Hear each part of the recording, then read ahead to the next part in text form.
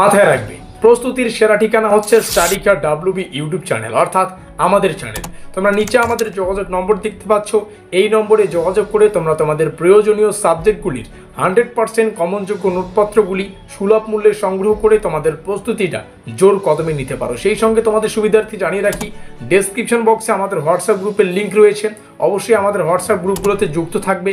সেমিস্টারের শুরু থেকে পরীক্ষা পর্যন্ত যত আপডেট, প্রত্যেকটা আপডেট সর্বপ্রথম আমরা আমাদের হোয়াটসঅ্যাপ গ্রুপেই কিন্তু দিয়ে থাকি।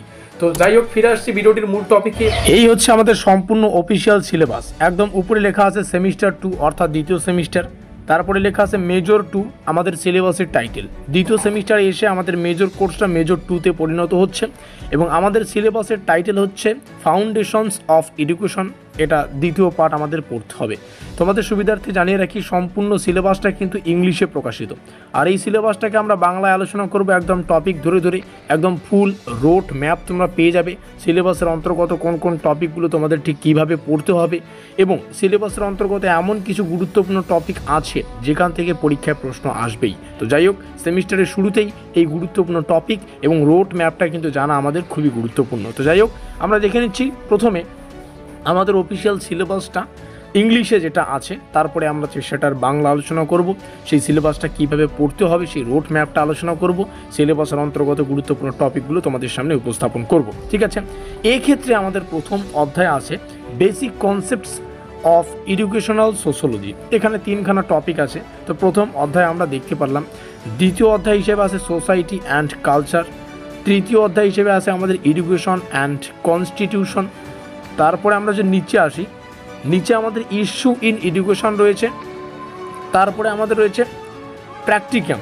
ঠিক আছে, তো আমাদের 4 নম্বর অধ্যায় আছে। এখানে দেখতে পাচ্ছি আমরা ইস্যু ইন এডুকেশন, তারপরে আমাদের রয়েছে প্র্যাকটিক্যাম। এই 5টা অধ্যায় আমরা দেখতে পাচ্ছি।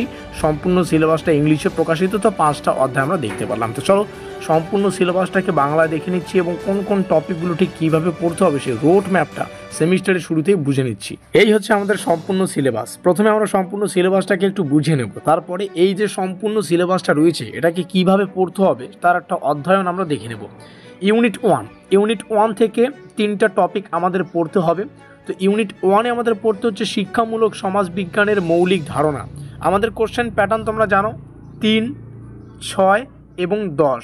আমাদের পরীক্ষা প্রত্যেকটা প্রশ্ন ইংলিশে থাকবে। ঠিক আছে, বাংলার কোনো গল্প নেই। উত্তর কিন্তু আমাদের সম্পূর্ণ বাংলায় লিখতে হবে। এখান থেকে আমাদের পড়তে হচ্ছে শিক্ষামূলক সমাজবিজ্ঞানের অর্থ, প্রকৃতি এবং পরিধি, শিক্ষা এবং সমাজবিজ্ঞানের মধ্যে সম্পর্ক এবং সমাজবিজ্ঞানের ধারণা।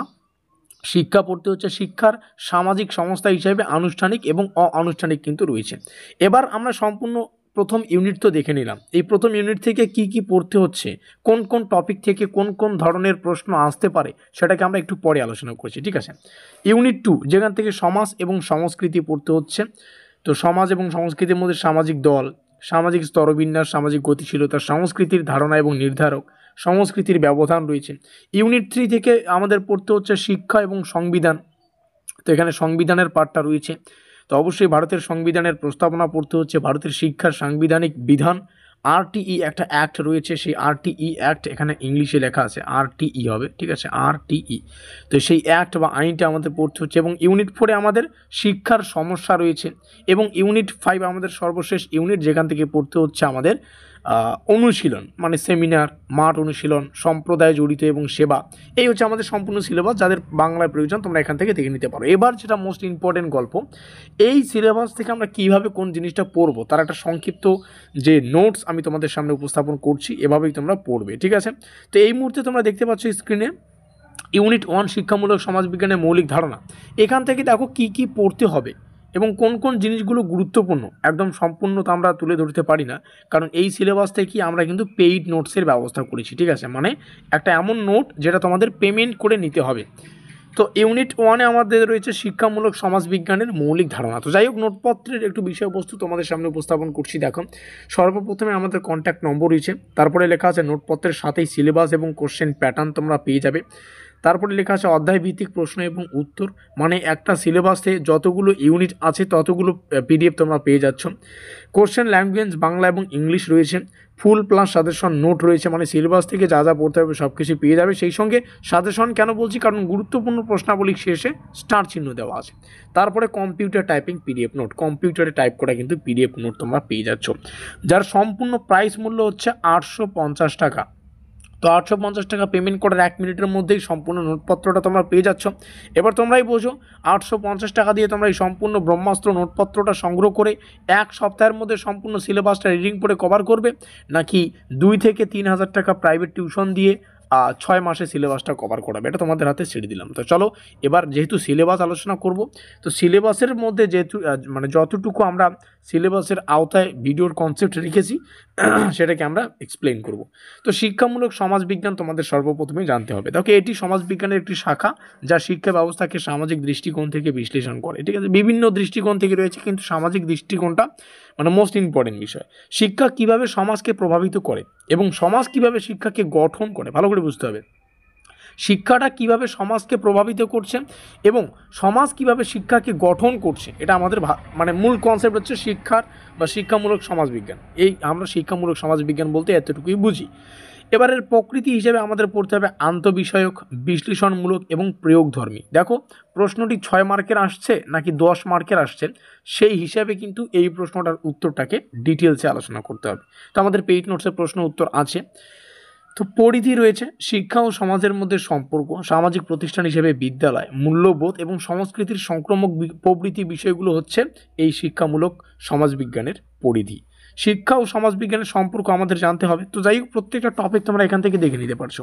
শিক্ষা সমাজবিজ্ঞানের সংস্থা, এখান থেকে আমাদের আনুষ্ঠানিক হিসাবে বিদ্যালয়, কলেজ, বিশ্ববিদ্যালয়, অআনুষ্ঠানিক হিসাবে পরিবার রয়েছে, তারপরে আমাদের প্রতিবেশী, গণমাধ্যম, ধর্মীয় প্রতিষ্ঠানগুলো রয়েছে। তো এগুলো হচ্ছে আনুষ্ঠানিক।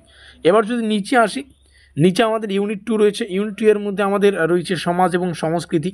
তো সমাজ এবং সংস্কৃতির মধ্যে আমাদের সামাজিক দল কিছু পড়তে হবে, সামাজিক স্তরবিন্যাস পড়তে হবে, সামাজিক গতিশীলতা পড়তে হবে, সংস্কৃতির ধারণা পড়তে হচ্ছে, সংস্কৃতির নির্ধারক পড়তে হবে, সংস্কৃতির ব্যবধান পড়তে হচ্ছে। তো যাই হোক, এই বিষয়গুলো তোমরা স্ক্রিনশট করে রাখতে পারো, ডিটেলসে পড়তে পারো, ঠিক আছে। আর এই পুরো জিনিসটা কিন্তু ফ্রিতে আমাদের হোয়াটসঅ্যাপ গ্রুপে চলে আসবে। তো হোয়াটসঅ্যাপ গ্রুপের লিঙ্ক ডেসক্রিপশন বক্সে থাকবে, তোমরা সেখানে অবশ্যই যুক্ত হয়ে নিও। ইউনিট 3-তে রয়েছে শিক্ষা, ইউনিট 3-তে রয়েছে শিক্ষা ও সংবিধান।